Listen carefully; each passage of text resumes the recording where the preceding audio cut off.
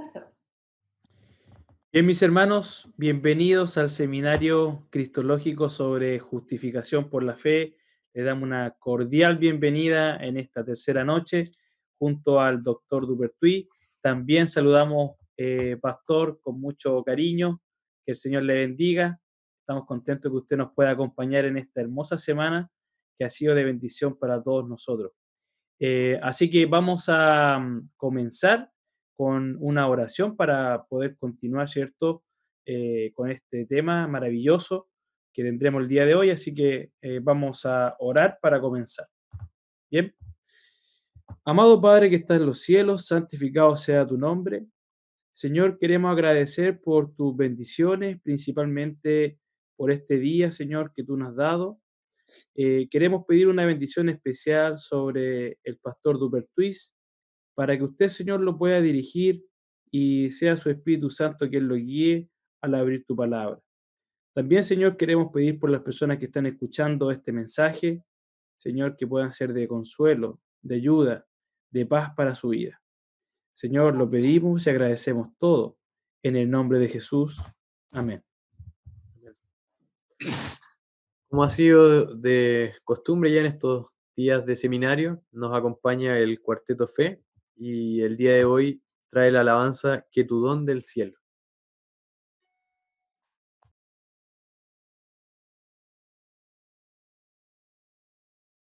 Que tu don del cielo, tu don del cielo, tu don del cielo.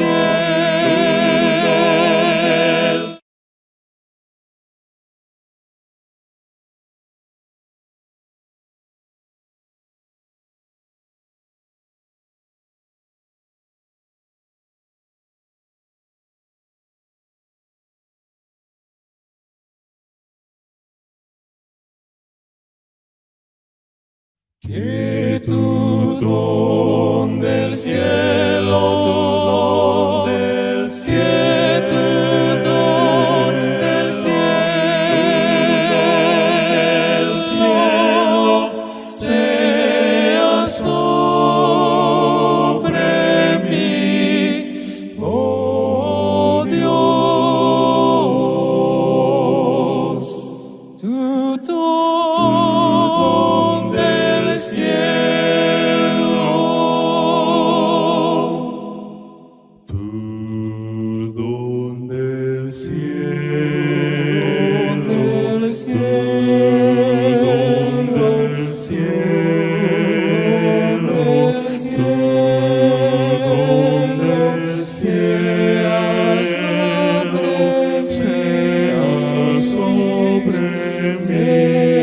cielo, sea sobre mí, en mí, oh Dios, oh Dios, que tu don del cielo, tu don del cielo, tu don del cielo, sea sobre mí, oh Dios, tu don del cielo sea en mí.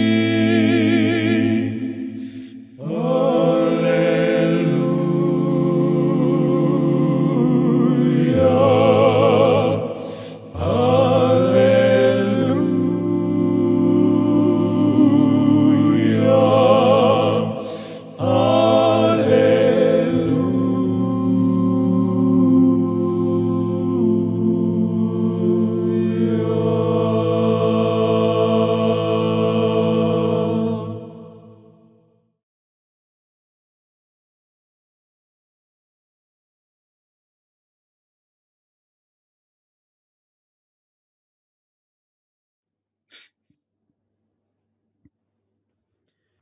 Bien, agradecemos a nuestros amigos del Cuarteto Fe, aprovechamos también de mandar un saludo afectuoso a las personas que acompañan el canal.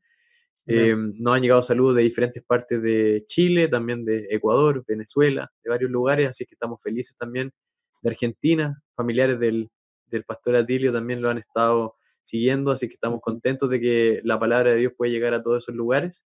Y sin más preámbulo, dejamos ahora el espacio para que el doctor Atilio de Pertuis pueda exponer la palabra el día de hoy. Hace un tiempo, no lejos de donde vivimos nosotros, una señora fue temprano una mañana a una lavandería pública, llevó a su hijita Juliana de 6 años y otro chico. Era temprano, no había nadie en la lavandería. Ella pensó que iba a necesitar 3 máquinas, así que abrió las puertas de 3 máquinas, puso toda la ropa sobre una mesa y entonces comenzó a seleccionar la ropa. Cuando tenía el grupo para la primera lavadora, la puso en ella. Y mientras ella estaba haciendo eso, los pequeños estaban jugando a la escondida. Y Juliana, la nena, pensó que sería interesante por un momento esconderse en la lavadora, donde la mamá había puesto la ropa. Así que se acurrucó dentro, la mamá estaba de espaldas preparando la ropa, no la vio. La mamá puso la ropa en la segunda lavadora, en la tercera, cerró las puertas y las echó a andar.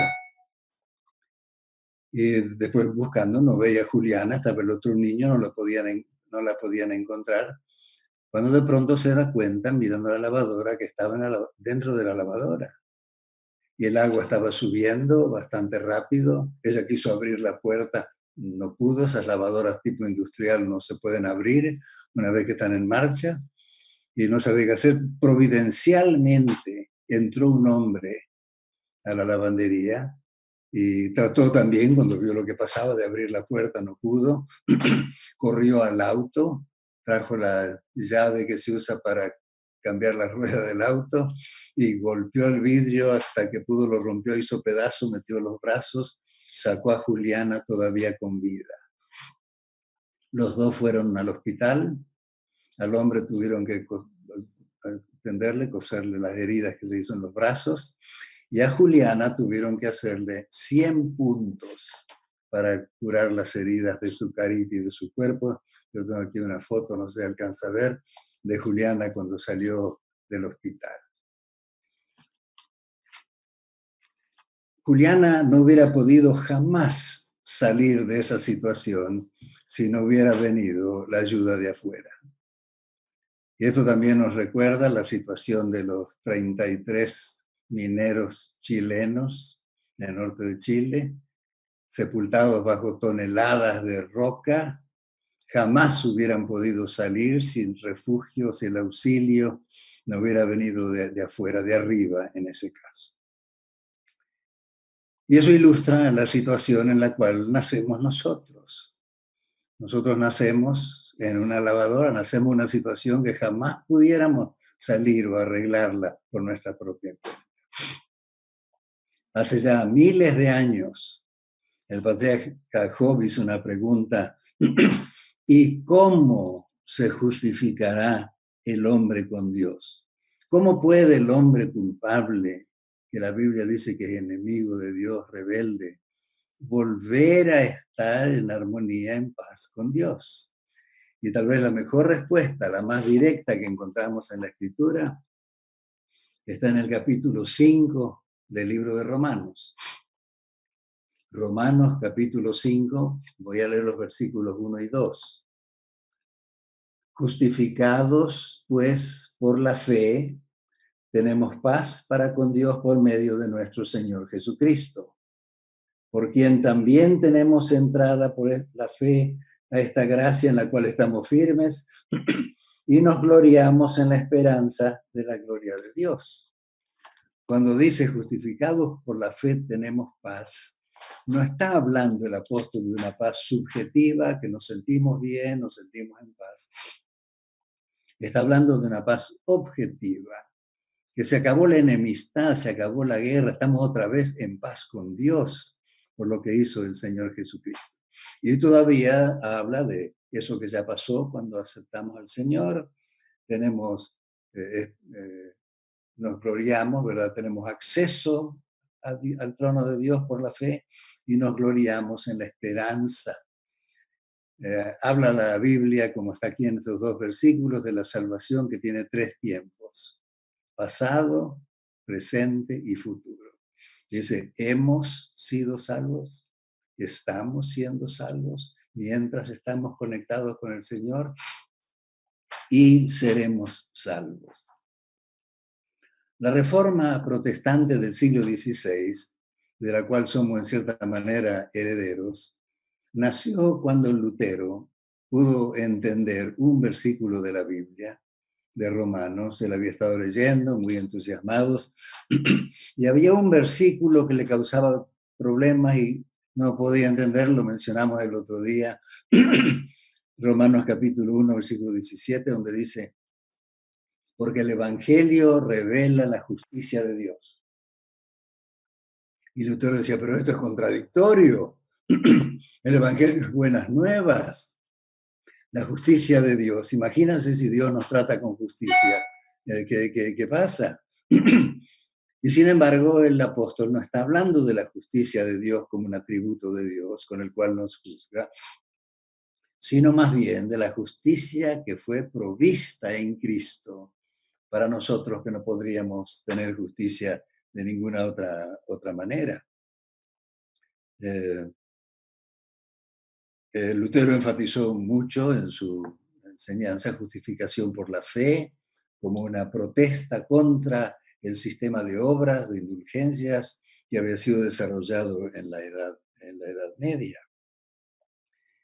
Y la contribución básicamente de Lutero, una de las principales, lo que tiene que ver con la gracia, sola gracia, la total inhabilidad del hombre para hacer obras meritorias. Nosotros recordamos y hablamos de la Reforma como las 5 solas. Sola escritura, sola gracia, sola fe, solo Cristo y solo para la gloria de Dios. Cada una de estas solas es una protesta contra el sistema de obras y méritos que se había desarrollado en la Edad Media. Y tal vez el problema más grande con la teología católica, y yo hablo de la teología, no de la gente, fue precisamente esta palabra sola gracia. La teología católica tenían y tienen un componente de gracia, pero no es sola gracia. Usan otra palabra, es prima gracia o primera gracia. Yo quisiera leer, como lo explican ellos, en el Catecismo de la Iglesia Católica, que fue publicado hace no mucho tiempo, el último hace unos 30 años, 2 pequeños párrafos, como ellos todavía entienden eso. Dice así, puesto que la iniciativa en el orden de la gracia pertenece a Dios, nadie puede merecer la gracia primera, en el inicio de la conversión. Bajo la moción del Espíritu Santo y de la caridad, podemos después merecer a favor nuestro y de los demás gracias útiles para nuestra justificación, para el crecimiento en la gracia y la caridad y para obtener la vida eterna. Entonces, en otro texto dice, el mérito pertenece a la gracia de Dios en primer lugar y a la colaboración del hombre en segundo lugar. Dios inicia, eso nadie lo puede iniciar, pero entonces una vez iniciado el hombre ahora puede cooperar con su salvación en forma meritoria. Un famoso teólogo, filósofo de apellido Congar, muchos lo habrán oído, que fue muy activo durante el Concilio Vaticano II en el siglo pasado, tuvo mucho que ver en la formulación de las enseñanzas.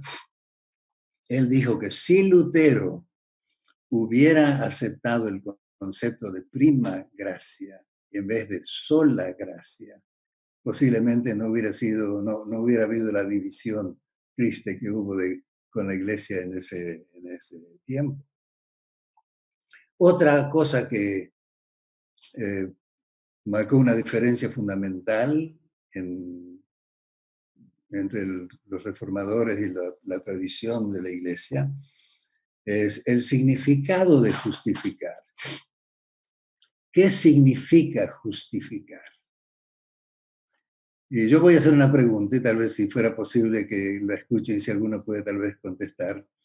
¿Qué significa justificar? Y yo voy a dar dos palabras y ustedes pueden elegir una. Declarar justo o hacer justo. Cuando Dios justifica a una persona, ¿la declara justa o la hace justa? Antes tal vez que contesten, voy a decir que la teología católica elige una palabra, los reformadores eligieron la otra, así que eso tal vez la palabra que elegimos va a decir si todos somos católicos o protestantes. ¿Qué significa justificar? ¿Declarar justo o hacer justo? Están habilitados los micrófonos para los que están en el grupo de Zoom, por si quieren intervenir. ¿Habría alguien que quisiera dar su opinión? ¿Qué significa bíblicamente justificar? ¿Hacer justo o declarar justo?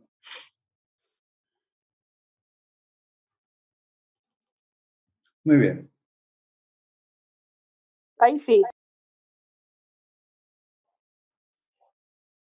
Pastor Dupertuis, Me declara justo.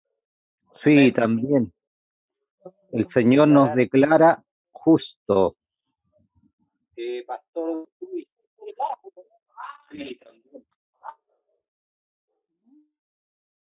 Declarar. Buenas noches. Yo pensaría que es declarar y hacerle justo, las dos cosas a la vez. Las dos cosas a la vez. Usted quiere quedar bien con todos, ¿verdad? O sea, lo que pasa es que cuando uno declara, el Señor no miente. Entonces su palabra es tan poderosa que a la vez que la declara, hay una transformación en el hombre. A Muy eso bien. me refiero. Sí, muy bien. No, lo aprecio mucho. Vamos a explicarlo enseguida ahora. Gracias por la participación. En la teología católica, ellos dicen que justificar significa hacer justo. Dicen, ¿cómo va a Dios declarar justo a alguien que no sea justo? Lo hace justo primero y entonces cuando es justo, después lo declara justo. Para ellos la justificación comienza en el bautismo y entonces sigue después el proceso a través de los otros sacramentos. Y para ellos, y aquí es algo muy, muy clave, la justificación es un proceso de hacer justo. La persona comienza, de un comienzo cuando se bautiza y sigue creciendo, pero nunca está del todo justificada. Déjeme leerle una explicación que está en una enciclopedia católica. Dice así: la reparación del pecador, del hombre pecador, no es nunca completa en esta vida. La justificación permanece imperfecta y en cierta manera precaria. Es un inicio, pero no justifica del todo, es un inicio que va entonces creciendo y la justificación también es un proceso. ¿Qué pasa? Yo preguntaría en esta teología si una persona muere antes de haber alcanzado a ser hecha justa totalmente. Porque es un proceso. Si muere antes, ¿qué sucede? Lo voy a leer como lo explican ellos. Los que mueren en la gracia y en la amistad de Dios, pero imperfectamente purificados, aunque están seguros de su eterna salvación, sufren después de su muerte una purificación a fin de obtener la santidad necesaria para poder ver a Dios. Si no se completa en esta vida, debe completarse después porque debe ser hecho perfecto para poder ver a Dios. Según lo entendieron los reformadores al estudiar la Escritura, entendieron que justificar significa declarar justo, que la justificación no es un proceso, sino más bien un decreto, un decreto, algo que Dios hace. La justificación es una palabra de la corte, es un decreto de Dios, es opuesto a condenación. Yo voy a leer un ejemplo en el libro de Romanos, el capítulo 4, Romanos capítulo 4, los versículos 3 al 5, si ustedes tienen la Biblia y me siguen, lo podemos leer. Romanos capítulo 4, versículo 3 al 5. Porque, ¿qué dice la Escritura? Creyó Abraham a Dios y le fue contado por justicia. Pero al que obra, no se le cuenta el salario como gracia, sino como deuda, el que cree que está ganando mérito con las obras. Y entonces 5, mas al que no obra, sino que cree en aquel que justifica al impío, su fe le es contada por justicia. Según la teología católica, Dios justifica al justo, lo hace justo primero y después lo justifica. Según lo que dice la Biblia, Dios justifica al impío que cree, al pecador que cree. ¿Cuándo fue justificado Abraham? Cuando creyó. Creyó Abraham a Dios y le fue contado por justicia.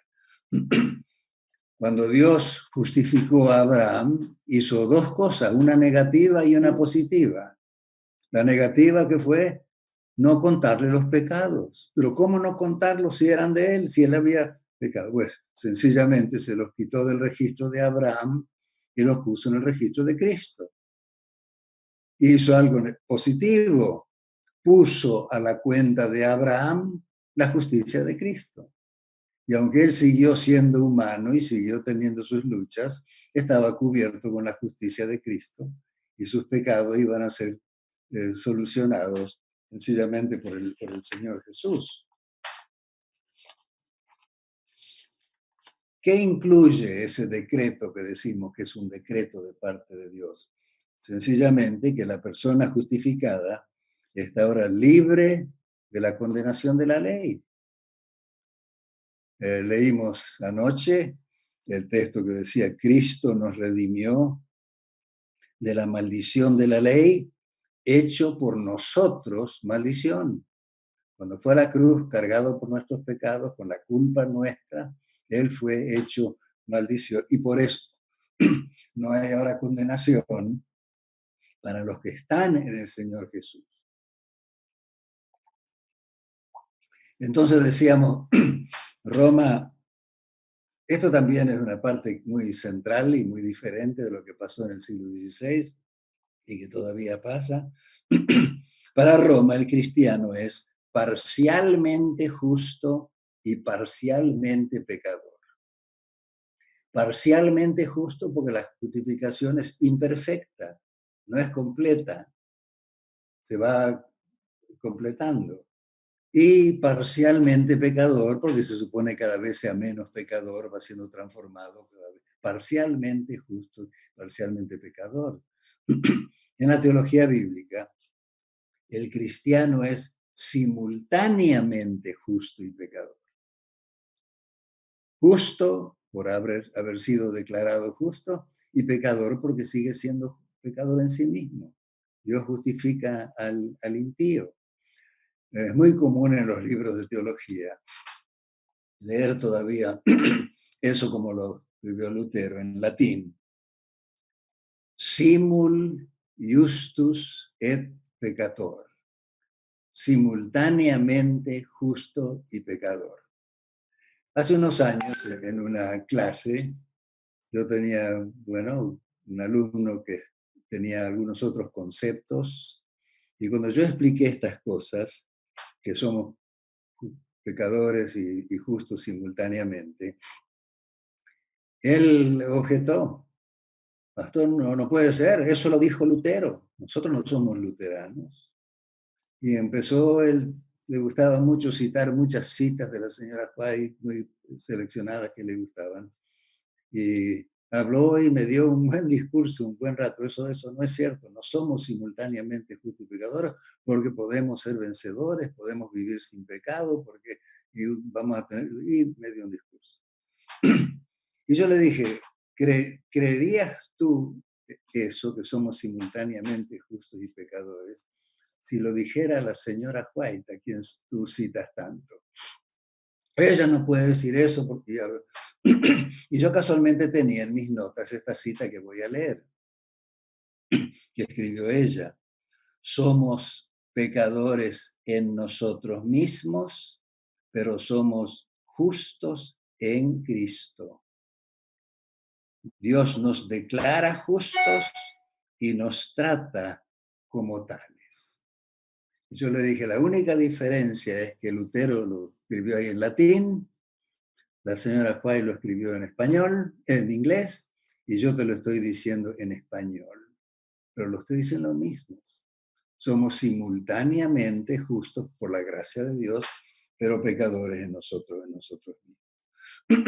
Ahora, tratando de explicar la justificación, y a mí me haría tanta falta un pizarrón, no estoy muy acostumbrado a este sistema todavía, pero si ustedes tienen un papel y tienen un lápiz y quieren hacerlo, poner tal vez una cruz, sería el momento cuando nosotros aceptamos a Cristo, es el momento cuando somos justificados. Como Abraham creyó a Dios y fue en ese momento declarado justo.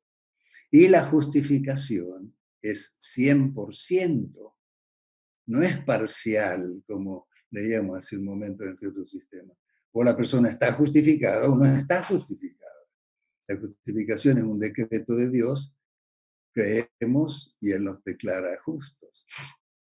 Ahora, lo que no tenemos que olvidar es que la justificación es un decreto que inicia un proceso. Si después de la cruz, donde hemos sido justificados, ustedes van haciendo una línea hacia la derecha, ¿cómo llamaríamos a la vida del cristiano lo que sigue de justificación teológicamente? Evidentemente, santificación. Justificación es un decreto que inicia un proceso en el cual vamos siendo transformados y cambiados y crecemos. Pero la santificación no es nunca 100%. Es siempre incompleta, es parcial, porque vamos creciendo, vamos aprendiendo, profundizando en las cosas de Dios, entendiendo mejor la gracia de Dios. No, es incompleta. ¿Cuándo se completará el proceso? Si hacemos un poquitito más otra línea, en la glorificación, cuando esto mortal sea vestido de inmortalidad y lo corrupto sea vestido de incorrupción, entonces se acabará el proceso y la glorificación es otra vez 100%. Nadie va a estar glorificado a medias. Así que justificación es un decreto que inicia un proceso que va a concluir cuando el Señor lo mortal lo haga inmortal y lo corruptible incorruptible. Y entonces, si podemos decir todavía, debajo de la cruz, ahí donde somos justificados, la justificación nos libera de la culpa. Justificado quiere decir que no tenemos más culpa porque el Señor carga con eso. Santificación quiere decir que nos libera del poder del pecado. Porque sí podemos vivir por la gracia de Dios una vida victoriosa. No estamos bajo la ley, estamos bajo la gracia. de Dios. Y la gracia de Dios nos ayuda a vivir una vida de victoria, de triunfo. Él es poderoso para guardarnos sin caída. Y en la glorificación nos libera de la presencia del pecado. Vamos a tener otra vez la naturaleza como la tenía Adán antes de haber pecado. Así que justificación nos libera de la culpa, nos libera del poder y nos libera de la presencia del pecado. Justificación es un decreto que inicia un proceso, y ese proceso dura toda la vida. Dios no justifica a nadie que no santifique al mismo tiempo. Yo espero que esté claro hasta aquí, pero yo quisiera ahora ilustrarlo con la idea de que quede bien claro. Uno con una ilustración personal y otra que está en la Biblia. Yo me casé una vez. Hace un par de semanas celebramos con mi esposa 59 años de estar juntos y yo le dije que yo firmaría un contrato para pasar otros 59 con ella, a ver hasta dónde llegamos. Nos casamos en California. Y aquí en California, creo que es muy diferente lo que es en Chile o en uno de nuestros países, el pastor hace la ceremonia y es oficial. Cuando yo caso a alguien aquí, se consiguen los papeles que tienen que llenar los futuros esposos, entonces yo firman los testigos y eso es entregado y es oficial. Y cuando nosotros nos casamos, nos casó el papá de mi esposa, que es pastor, era pastor. Él ya murió hace muchos años, pero si menciona el nombre es posible que algunos de ustedes lo han oído, lo recuerdan. El pastor Braulio Pérez Marcio. Él dio un pequeño discurso, yo no me acuerdo mucho de lo que dijo, pero al final dijo lo siguiente: y ahora, en virtud de la autoridad que me concede el Estado de California, yo los declaro marido y mujer. Y esa declaración, en ese momento, cambió mi estado civil para siempre. Si alguien me preguntaba antes de entrar a la iglesia, ¿eres tú casado o soltero? Soltero. Toda la vida, nací soltero, toda la vida soltero. Si alguien me hacía la misma pregunta al salir de la iglesia, de brazos de mi esposa, ¿eres casado o soltero? Casado. 100% casado. Con todos los privilegios y responsabilidades y deberes que eso atrae.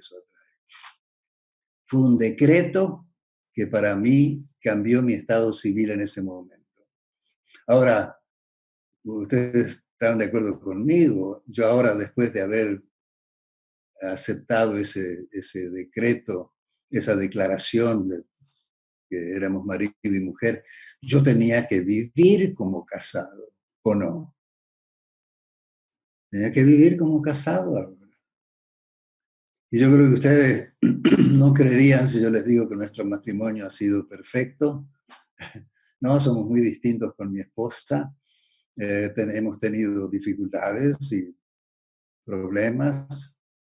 Y sin embargo, esas dificultades o altos y bajos nunca nos descasan. Seguimos casados igual, aunque hemos discutido y lo arreglamos y por ahí otro día discutimos otra vez. Seguimos casados. Y yo entendería, mis hermanos, que así es lo que tiene que ver con nuestra salvación. El Señor nos justifica, nos declara justos por su gracia, y entonces ahora comienza nuestra vida de nuestro matrimonio con el Señor Jesús. Vamos creciendo, vamos aprendiendo, vamos cultivando, porque hay que cultivarlo como se cultiva el matrimonio. Y si por ahí tenemos dificultades o altos y bajos, el Señor no nos desjustifica por eso, a menos que nosotros nos divorciáramos. Y a menos que también nos divorciáramos del Señor, si no nos desjustifica. Es un decreto que inicia un proceso y en la vida cristiana, santificación, el proceso es la restauración progresiva de la imagen de Dios en el hombre, que va a durar toda la vida hasta que lleguemos al final. Y entonces, un ejemplo bíblico. ¿Habían pensado ustedes cómo Dios hace las cosas? Lo último que hizo Jesús antes de morir fue salvar a alguien. Él vino a buscar y a salvar lo que se había perdido, y en la providencia de Dios tuvo arreglado de alguna manera, y lo último que hizo fue salvar a una persona. Estaba en la cruz, a un lado estaba un ladrón crucificado, del otro lado estaba el otro, y uno de ellos parece que de alguna manera aceptó a Jesús. No sabemos bien todo lo que pasó, cómo pasó, pero le pidió al Señor que lo salve. Señor, acuérdate de mí cuando vinieres a tu reino. Y el Señor le dijo, tú vas a estar conmigo en el paraíso. Ahora yo quisiera comentar algo que no está en la Biblia, se me ocurre a mí, para subrayar este hecho. Suponiendo que cuando el ladrón le dijo a Jesús, Señor, quiero estar contigo, sálvame cuando vengas en tu reino. Que Jesús le hubiera dicho, mira, que cuánto me alegra eso, pero yo quisiera hacerte unas preguntitas antes. Hacerte un examencito. A ver cómo andan las cosas. Dime una cosa. ¿Tú guardas los mandamientos? Ay, no, Jesús, no, yo no guardo los mandamientos, no. De chico, pero no lo hago. Oh, no. ¿Pero guardas el sábado? Ay, no, tampoco. Y tal vez el sábado era cuando más negocio hacía, cuando estaban todos en la sinagoga. No guardas el sábado. Pero dime una cosa, ¿pagas el diezmo? No, imagínense ustedes un ladrón que pague diezmo. En algunas iglesias hay problema con los santos que tienen dificultad para pagar el diezmo. Imagínense un ladrón. No pago diezmo. Dime una cosa, haces obra misionera y mejor que no hubiera hecho. ¿Qué obra misionera va a hacer ese hombre? Pero dime una cosa, ¿tienes algo bueno que decir acerca de ti? No, nada, Señor. Soy malo. Fui malo. Y entonces, ¿cómo se te ocurre pedirme una parte en mi reino? Y es muy posible que el ladrón le hubiera contestado más o menos algo así. ¿Sabes, Jesús? Yo había oído hablar de ti, pero nunca había estado en tu presencia. Y esta mañana, cuando nos llevaron al palacio de Pilato para darnos las cruces, por primera vez me encontré contigo. Y cuando tú me miraste y me sonreíste, debajo de esa corona de espinas, yo estaba mirando cómo reaccionabas cuando te escupían en el rostro, cuando te abofeteaban. Y empezó a pasar algo en mi vida, Señor, que no lo puedo explicar. Me sentí tan mal por la manera en que he vivido y me quedé tan impresionado con tu vida y con lo que me parecía que era tu amor. ¿Te diste cuenta cuando veníamos caminando hacia la cruz? Yo arrastraba la mía lo más cerca que podía tuyo para escuchar cualquier cosa, todo lo que decías. Y sabes, Jesús, mientras venía pasó algo que no lo puedo explicar, pero me siento tan mal por mi pasado. ¿Cómo puedo haber caído tan bajo? ¿Cómo puedo haber hecho todo eso? Y al mismo tiempo nació en mi corazón el deseo de ser bueno, el deseo de ser así como tú, de vivir así una vida tan limpia, tan decente, tan linda. Yo sé que no lo merezco, pero si tú me quieres salvar, yo te lo voy a agradecer por la eternidad. Y el Señor le dijo, tú vas a estar conmigo en el paraíso. Si alguien entró al reino por la gracia de Dios exclusivamente, fue ese Señor. Y saben, mis hermanos y amigos, si nosotros entramos al reino, va a ser también exclusivamente por la gracia de Dios, porque no hay otro camino. Tal vez nosotros no robamos, nosotros pagamos el diezmo, guardamos la ley. Porque en cuanto a la envidia y a la crítica y a la impureza, ¿cuántas otras cosas? No hay otro camino, Él es el único. Y todos entraremos de la misma manera por la gracia de Dios. Ahora, yo una vez hablé de este tema, más o menos como estoy presentando ahora, y a la salida de la iglesia, una hermana me dice, ¿sabe, pastor? Me quedé un poco inquieta, no me gustó mucho con lo que usted dijo, y a mí me pareció que había hecho bastante bien. Y digo, ¿por qué? Usted dio la impresión que cualquier ladrón, nomás con creer en Jesús, se salva.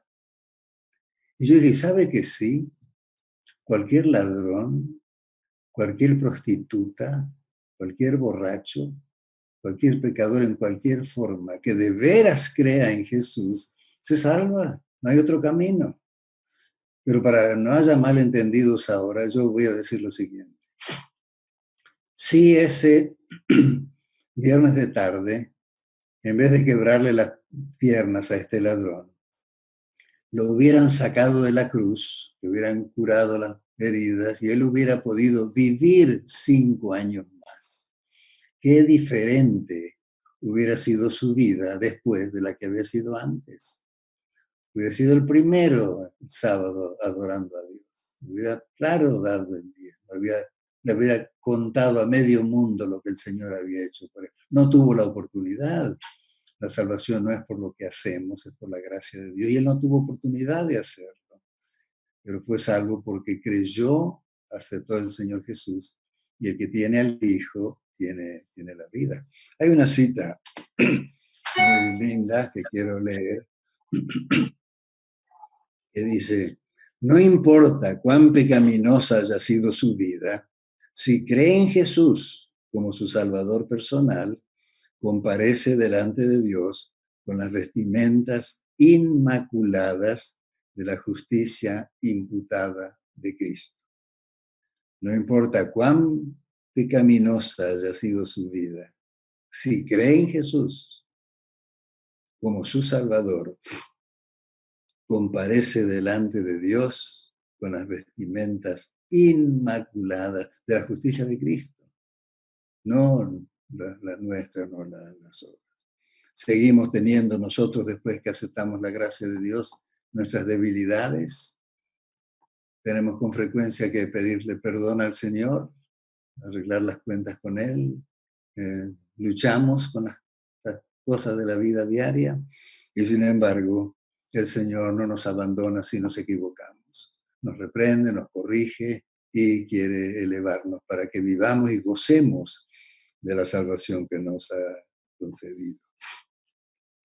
En el Antiguo Testamento hay un incidente que yo creo que puede ayudarnos a entender también un poco mejor este tema. ¿Recuerdan cuando David había finalmente quedado como rey? Los de la casa de Saúl habían básicamente desaparecido y entonces él estaba tranquilo en su palacio. Y entonces un día nos dice la Escritura que pensando en ello dijo lo siguiente: ¿ha quedado alguno de la casa de Saúl a quien yo haga misericordia por amor a Jonatán? ¿Habrá quedado alguno? Y le dijeron, sí, sabes, queda uno. Es un muchacho, un hijo de Jonatán, pero él está lisiado. Y recordamos que en un momento de apuro, en una situación, la nodriza que lo llevaba, se cayó el niño, se le dañaron los pies, quedó lisiado. Y el rey David dice, vayan inmediatamente y traigan ese caballero para acá. Y ustedes se imaginan cuando llegaron los enviados de David a llevar al sitio donde estaba escondido este muchacho. Y entonces le avisan que venían, sin duda, cabalgando. Me imagino que dijo, ahora me ha tocado a mí. Era el que quedaba y no quedaban otros miembros de la familia. Y lo llevaron a la presencia de David. Y digo que él habrá pensado eso, porque tan pronto llegó a la presencia de David, David le dijo, no tengas temor. Evidentemente llegó temblando, pensando que le iban a dar lo que le pasó a todos los otros miembros de la familia. No tengas temor, porque yo, a la verdad, haré contigo misericordia por amor a Jonatán tu padre. Volveré las tierras y tú comerás a mi mesa para siempre. Y entendemos que el rey proveyó una túnica, como tenían los príncipes, para Mefiboset, después que lo arreglaron, lo lavaron, me imagino, y le dieron ropa adecuada. Y cuando estaba sentado a la mesa con los demás príncipes y con el rey, nadie se daba cuenta que él tenía un problema, que él rengueaba. ¿Cuánto hubiera querido Mefiboset caminar erguido, derecho, nunca dar un paso en falso delante del rey, que era tan bueno con él? No podía, por una caída, cuando era chico. Y saben ustedes, mis hermanos, que la historia de Mefiboset es nuestra. Nosotros también, por una caída de hace mucho tiempo, quedamos lisiados de por vida. No solamente nuestros pies, sino nuestras manos, nuestra mente, nuestro corazón. ¿Cómo nos gustaría poder caminar siempre derechos, pero debido a esta caída? Tuvimos una pequeña interferencia. Le voy a pedir que pueda habilitar nuevamente su micrófono, porque se bloqueó por un segundo.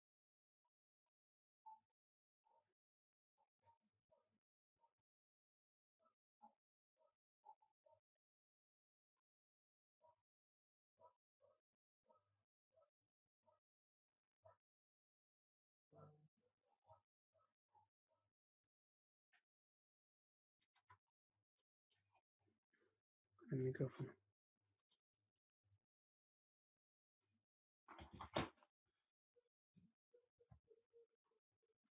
Sí, ahora sí, ¿puede ser? ¿Ahora? ¿Se Ahora escucha? sí. Sí, ahora sí. ¿Se Se escucha bien ahora. Sí. Bien. Ahora sí puede continuar, Pastor. Muchas gracias. No sé hasta dónde llegué, de dónde continúo. Alcanzamos a escuchar el momento en que iba a citar una historia de la Biblia y hasta ahí quedamos. Ok, así que voy a dar la historia de nuevo.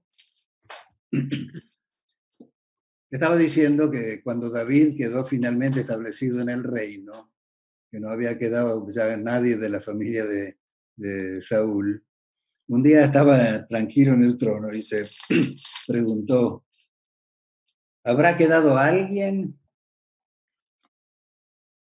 alguno de la casa de Saúl a quien yo haga misericordia por amor a Jonatán, mi amigo? Y le dijeron, sí, hay un muchacho que quedó, un hijo de Jonatán, pero él está lisiado, no puede caminar bien. Y el rey mandó inmediatamente que lo trajeran. Y yo puedo imaginarme el susto que se llevó este pobre Mefiboset cuando llegan los mensajeros del rey a buscarlo. Habrá dicho, esto me tocó a mí también finalmente. Y digo eso que habrá estado muy asustado, porque cuando llegó a la presencia del rey, lo primero que le dijo David fue, no tengas temor. Habrá estado temblando, pobrecito, pensando que ahí se acababa todo.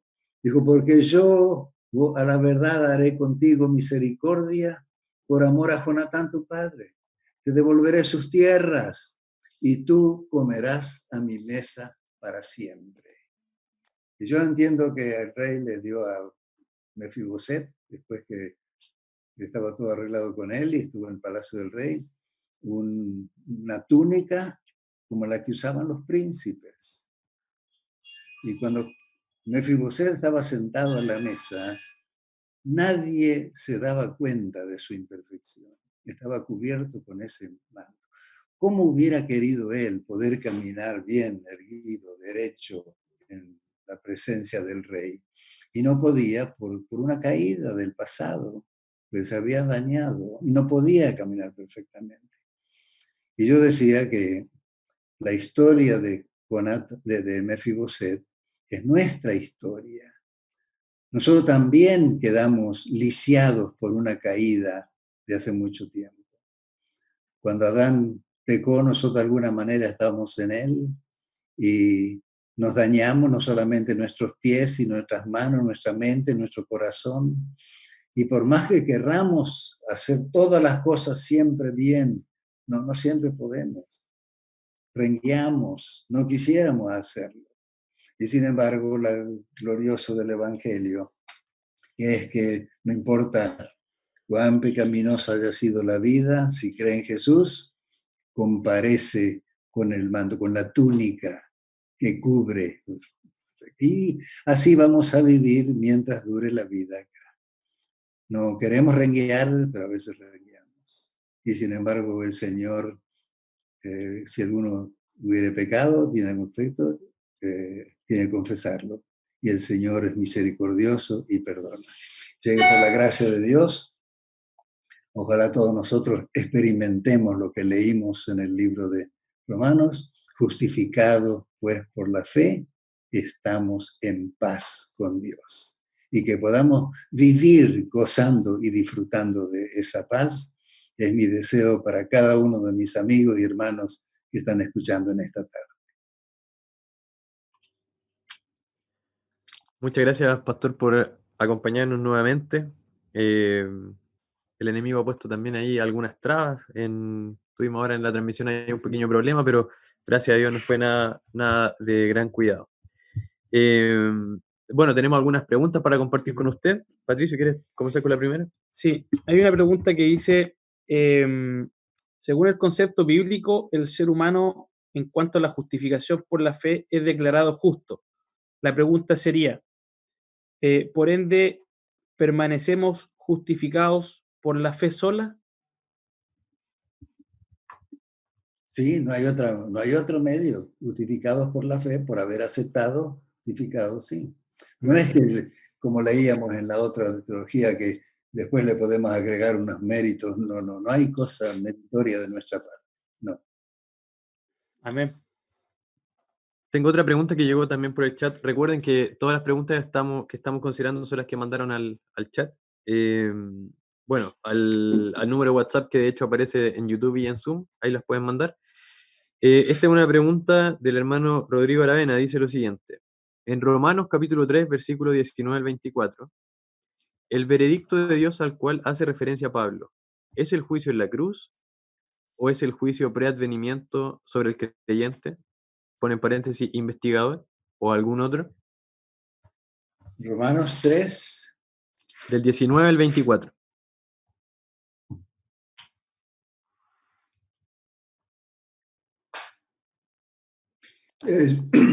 Romanos en esta sección está hablando de justificación y de la gracia de Dios. No está hablando de otras cosas del futuro. Está hablando, somos justificados gratuitamente por su gracia, a quien Dios puso como propiciación. O sea, está hablando en esta sección, antes de hablar de santificación o de otros temas, está haciendo claro, todos hemos pecado y el Señor fue ofrecido como propiciación, y ahora Dios puede ser justo al justificar al que cree en el Señor Jesús. Muchas gracias, Pastor. Otra pregunta viene desde Ecuador. La plantea la hermana Alexandra Torres. Dice, los pecadores somos justificados indudablemente. El pecador muerto es justificado según Romanos 6:7, porque el que ha muerto ha sido justificado. ¿A qué tiene que morir? Si es al yo, diríamos que morimos al egoísmo, complacencias propias, y el nuevo nacimiento sería en el espíritu. Y ella agrega una cita que dice lo siguiente. Al participar de la naturaleza divina, las tendencias del mal cultivadas y heredadas son extirpadas del carácter y nos convertimos en un poder viviente para el bien. Maravillosa gracia de Dios, página 235. Yo está muy bien lo que dice la hermana, pero yo tendría un poco de problema con la palabra extirpadas. Nuestras debilidades no son extirpadas. Esa cita tan conocida que tenemos la mayor necesidad del mundo, la de hombres que no se vendan y se compran, enseguida dice, Amén. esto es mantener sujeta la naturaleza inferior.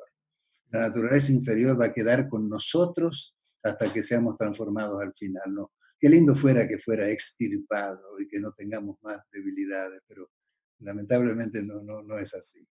Correcto. Pastor, mira, y otra pregunta, y bueno, también, ¿cierto? Compartimos esa opinión que usted está dando, porque es bíblico.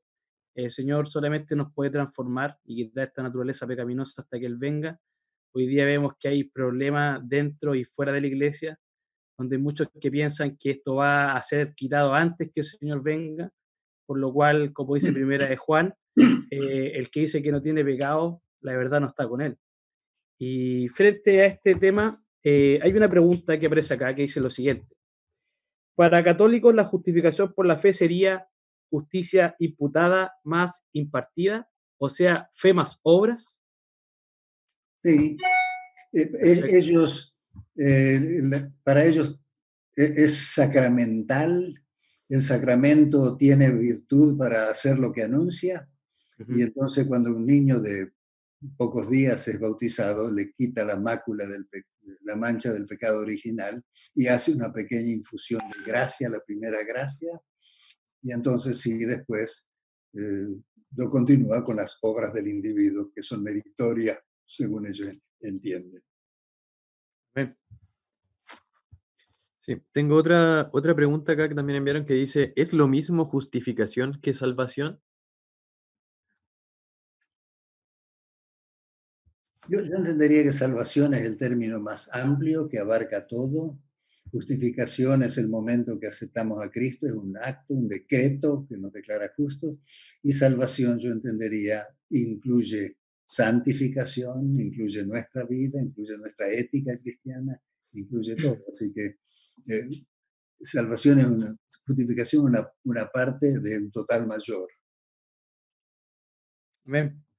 Bueno, hay una pregunta también, pastor, que de alguna forma dice lo siguiente. Hay una cita en el Conflicto de los Siglos, en la página 258, que dice, la gran doctrina de la justificación por la fe, tan claramente enseñada por Lutero, son palabras de la profeta Elena de White, que dice, se había perdido casi totalmente de vista y ocupaban su lugar los principios del romanismo de confiar en las buenas obras para obtener la salvación. La pregunta es, ¿cuál sería el problema en que nosotros confiemos en las obras? ¿Estaríamos anulando la obra de Cristo por nosotros? Y yo me imagino que sí, nosotros entendemos que hay un solo método de salvación, es por fe en Cristo, y si yo quiero pensar que mis obras son meritorias, quiere decir que no tengo toda mi confianza puesta en Cristo, Amén. y no Amén. puede sencillamente ser. Amén. Pastor, otra pregunta también que surge y que en varios casos acá se mencionó de diferentes maneras, tiene que ver respecto de la naturaleza pecaminosa del ser humano. ¿El ser humano nace con una naturaleza pecaminosa o es pecador por los actos de pecar? Esa pregunta, ¿pecamos porque somos pecadores porque pecamos o pecamos porque somos pecadores? Yo entendería sencillamente que yo leí una cita de un teólogo ayer que es más o menos como con el sarampión, las manchas, no es el problema con las manchas, el problema es con una infección que ha penetrado en el sistema, y el autor dice, nuestros pecados también son síntomas de que algo anda mal, y eso que anda mal, ayer hablamos inclusive que los efectos del pecado de Adán fueron hablamos de condenado a muerte, fue depravado, se escondió enseguida, o sea, su naturaleza toda se depravó, así que evidentemente no es que somos pecadores solo porque pecamos, pecamos porque nuestra naturaleza ve la tendencia hacia el mal, sencillamente. Sí. Amén. Bien, pastor, hay una última pregunta que dice, con respecto al ejemplo del ladrón en la cruz, puedo tener seguridad de la vida eterna en el momento en que Dios me declara justo, o sea, cuando uno cree y acepta a Cristo Jesús como su Salvador. Pues exactamente lo que le pasó al ladrón. Amén. Creyó en Jesús y Jesús le dijo, adentro, tú vas a estar conmigo en el paraíso. Yo entendería que sí. Eso es muy interesante. El destino de una persona se decide cuando acepta a Cristo. A veces hemos tenido nosotros ideas y por mucho tiempo hasta hemos asustado a gente que al final tendremos que presentarnos solos ante la ley a ver si hicimos todo bien. Somos salvos cuando el Señor nos declara justos por su gracia y su misericordia. Amén. Amén. Le agradecemos, pastor, por acompañarnos nuevamente en esta noche. Le recordamos a todos los hermanos también que siguen la transmisión que el día de mañana a las 20 horas también va a estar con nosotros el doctor Dupertuis. Y la temática de mañana lleva el título No te dejes vencer. No, perdón, Si puedes creer. Ese es el título de mañana, Si puedes creer. Amén. Bien, agradecemos entonces, ¿cierto?, este hermoso tema. Creo que siempre quedamos con gusto a poco. Nos encantaría poder tener más tiempo, más horas. Es un tema maravilloso, creo que poder exaltar a Cristo en todas las cosas y también depositar la confianza, como decía, ¿cierto?, usted, doctor, en Cristo. Es también algo que hoy día, ¿cierto?, es muy difícil. El ser humano siempre trata de poner alguna traba o dudar del amor de Dios y no colocar toda su confianza en Él. Yes. Y bueno, ¿sí? No, decía que sí, que bien, creo que usted está diciendo. Amén. Así que antes de concluir, queremos escuchar una alabanza del cuarteto Fe que se llama La Redención.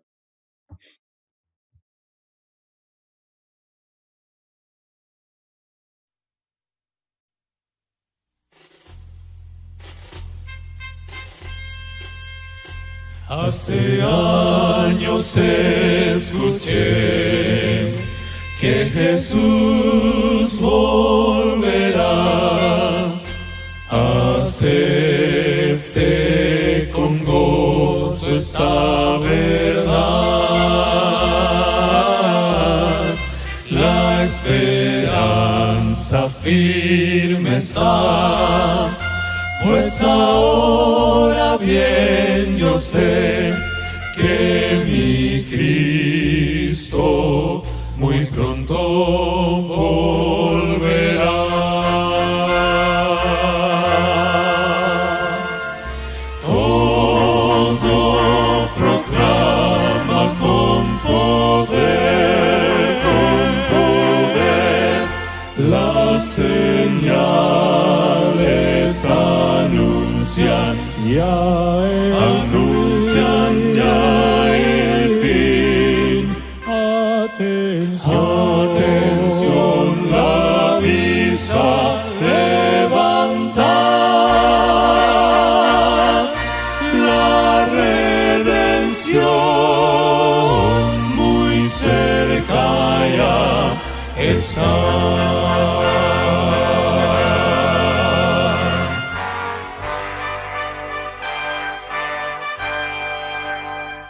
Odio y guerra por doquier, violencia y maldad.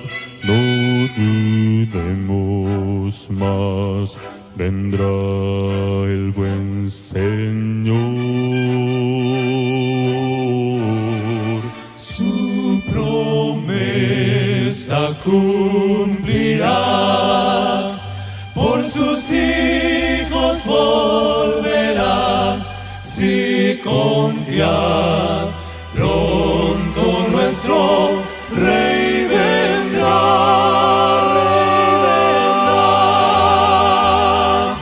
Todo proclama con poder, la señales anuncian ya el fin.